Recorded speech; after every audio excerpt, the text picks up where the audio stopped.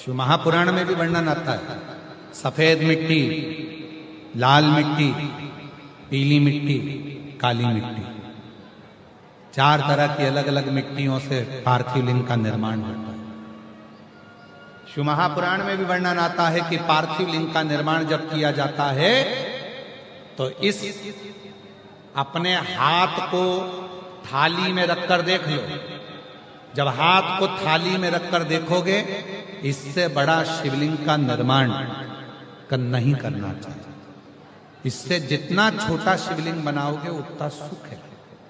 अब कई लोग दिखावे में इतना बड़ा शिवलिंग बना लिया, इतना बड़ा पार्थिव शिवलिंग बना लिया, हमने इतना बड़ा शिवलिंग बनाया है, हमने इतना बड़ा शिवलिंग बनाया है। नहीं,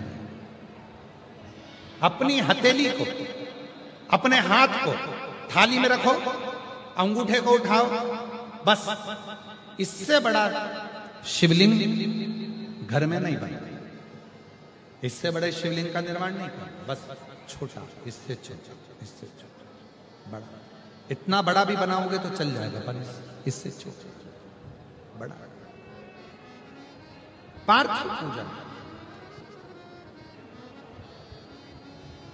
अब कई लोग क्यों बना देते हैं, बड़ा शिवलिंग बनाएंगे, पूजन में आनंद आएगा, इतने सारे लोग बैठे हैं, हम भगवान शंकर का, हम उज्जैनी महाकाल बनाएंगे, हम विश्वनाथ बनाएंगे, हम वैद्यनाथ बनाएंगे, हम त्र्यंबकनाथ बनाएंगे, हम कृष्णेश्वर बनाएंगे शिवलिंग पर। फिर वो निर्माण कर रहे हैं, फिर उसमें अलग स्वरूप दे रहे हैं, फिर अलग स्वरूप का निर्माण कर रहे हैं। शिव महापुराण की कथा कहती है कि लोग कहते हैं कि पार्थिव शिवलिंग में या शिवलिंग में केवल हम भगवान शंकर की आराधना कर रहे हैं, भगवान शंकर की साधना कर रहे हैं। नहीं नहीं,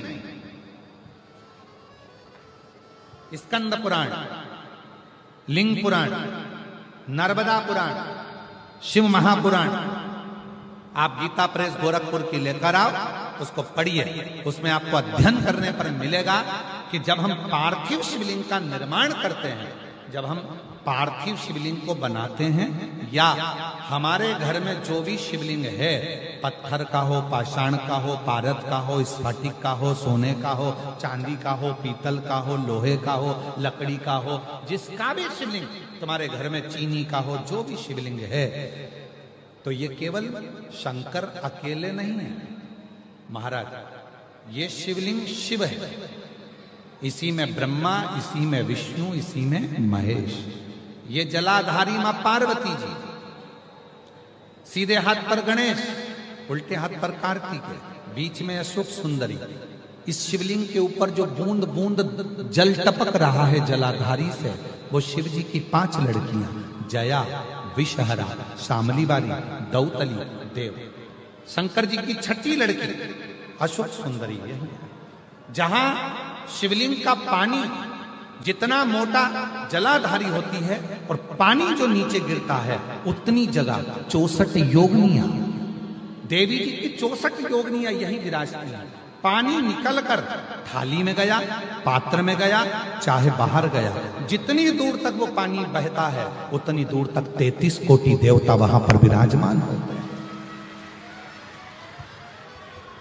भगवान शंकर का जो शिवलिंग है, उस शिवलिंग के सबसे ऊपर का जो भाग है वो अष्ट सिद्धि, शिवलिंग के मध्य का जो भाग है नवनिधि।